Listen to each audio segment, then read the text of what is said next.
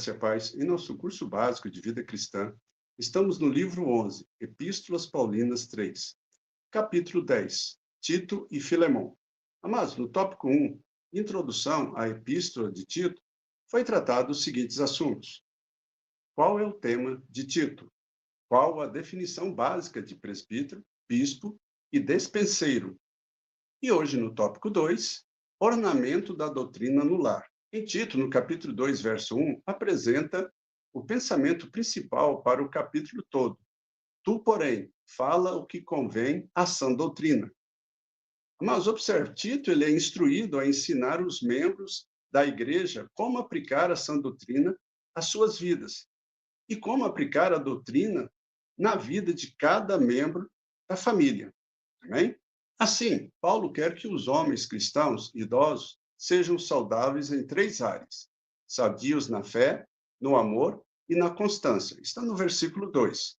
Paulo também sabe que quando uma mulher idosa se torna menos ativa fisicamente, ela tem mais tempo para ficar sujeita à tentação de observar e criticar os outros. Elas devem ser mestras do bem, versículo 3, e falar palavras de encorajamento e esperança, ao invés de se tornarem críticas. As mulheres cretenses e gregas tinham muito mais liberdade do que outras mulheres de sua época. Por isso, Paulo aconselha em 1 Coríntios e 1 Timóteo que quando essas mulheres se tornarem crentes, terão que fazer um esforço concentrado para não praticarem antigas libertinagens e não dar oportunidade aos pecadores de blasfemarem na fé, no versículo 5. Assim, Paulo as encoraja a deixarem seus egoísmos e dar prioridades aos interesses de suas famílias e dos necessitados, versículo 4. E aconselha aos moços a serem criteriosos, vivendo com a eternidade em mente, ao invés de se agarrarem aos prazeres imediatos e passageiros. Então, Paulo fala aos moços, lembrando que Tito é um obreiro jovem, trabalhando em Creta. Paulo enfatiza 2 princípios que Tito precisava aplicar ao seu trabalho. Primeiro, ele tem que ser um padrão de boas obras. Segundo, tem que encarar a pregação com seriedade. Versículos 7 e 8. Paulo sabia, amados, que a vida de Tito era um sermão vivo, uma mensagem a qual muitas pessoas prestariam atenção.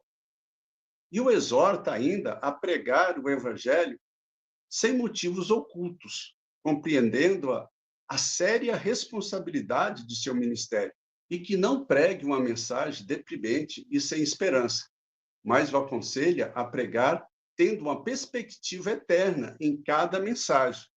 Com relação aos escravos, amados. O escravo, naquela época, era considerado uma parte da família, mas sem situação financeira e social igual.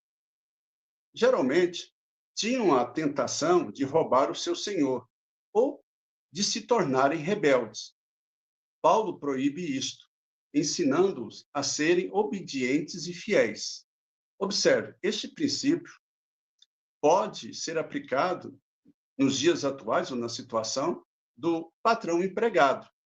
Empregados crentes que são mal pagos e repreendidos sem razão devem manter uma atitude respeitosa e serem honestos, mesmo diante de condições desagradáveis, ornando a doutrina de Deus, nosso Salvador, como diz no versículo 10.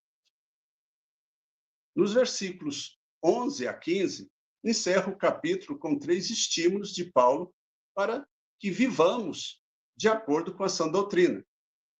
Primeiro, nos lembra que Deus se manifestou na carne para nos salvar, no passado, né? Versículo 11.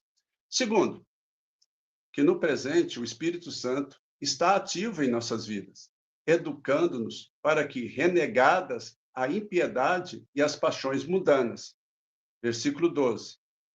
E terceiro, que no futuro Cristo voltará para a sua igreja, para recompensar aqueles que tiverem sido fiéis. Versículo 13. No versículo 14, ele descreveu a igreja sendo purificada por Deus para sermos um povo exclusivamente seu, zeloso de boas obras. Mas observe, no capítulo 3, 3 princípios para uma fé ativa são encontrados nos seguintes versículos. Versículo 1. Preparados para toda boa obra. Fazer o bem deve ser uma reação imediata em qualquer oportunidade. Versículo 8. Procurem aplicar-se às boas obras, solicitando novas oportunidades para fazer o bem. E no versículo 14, aprendam também a aplicar-se às boas obras, treinando para, em oportunidades futuras, fazer o bem. Amados, no versículo 1, a palavra preparado significa que o crente deve cultivar o hábito de fazer coisas boas, até que isso se torne uma segunda natureza para ele. Tendo sido libertos desse passado sórdido, isso deveria nos estimular a sermos mais complacentes com aqueles que ainda estão no pecado. Devemos viver de tal modo que atraia os outros a deixarem tal miséria espiritual e encontrar Cristo. Lembrando, agora somos salvos, não por nossa obra de justiça, mas pela graça de Deus, modificados através do lavar renovador do Espírito Santo, como diz no versículo 5. Então, saber que no futuro seremos herdeiros da vida eterna, versículo 7, deveria nos incentivar mais ainda a praticarmos toda boa obra. O segundo princípio é, na verdade, uma progressão do primeiro. O crente deve não somente estar preparado para as boas obras, em qualquer oportunidade, mas também deve estar procurando tais oportunidades ativamente. Isso vai ali do versículo 8 ao 10. Então, o crente que quer progredir no caminho cristão deve dar um passo à frente do padrão de vida aceitável pela maioria. Isso é verdade ainda quando lidamos com membros da igreja que são contenciosos e errados. Isso não quer dizer que devemos deixar de amá-los, mas simplesmente não devemos lutar com eles e procurar demonstrar nossas obras por outras maneiras. Nossa oração e atitude devem ajudar tal pessoa para se arrepender e aceitar a salvação, como diz em 1 Coríntios, capítulo 5, versículo 5. O crente também deve se educar, se preparar para fazer isso.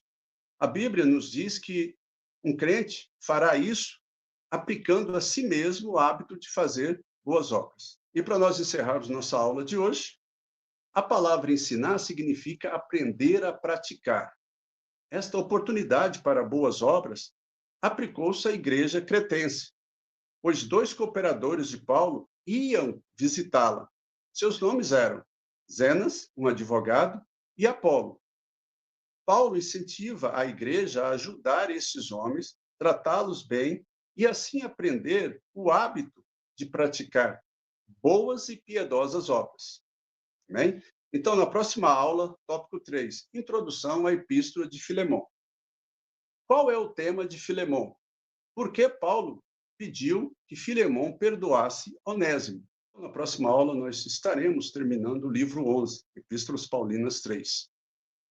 E observamos a profundidade que Paulo transmite a sua mensagem às igrejas, aos líderes, né? Para que todos abracem o evangelho e preguem as boas novas. Nós devemos abraçar esse projeto de usar esse material para nós estarmos evangelizando outras pessoas, para que elas também possam conhecer a Cristo. Amém? Se você gostou, deixa aí o seu like. Se você tiver alguma dúvida, vai ali nos comentários, deixa o seu questionamento, nós estaremos te respondendo, né? E que você possa usar esse material, amados, para que junto nós tenhamos o que apresentar diante do Senhor no dia que Ele pedir conta daquilo que nós fizemos para Ele. Que Deus abençoe a todos e até a próxima aula.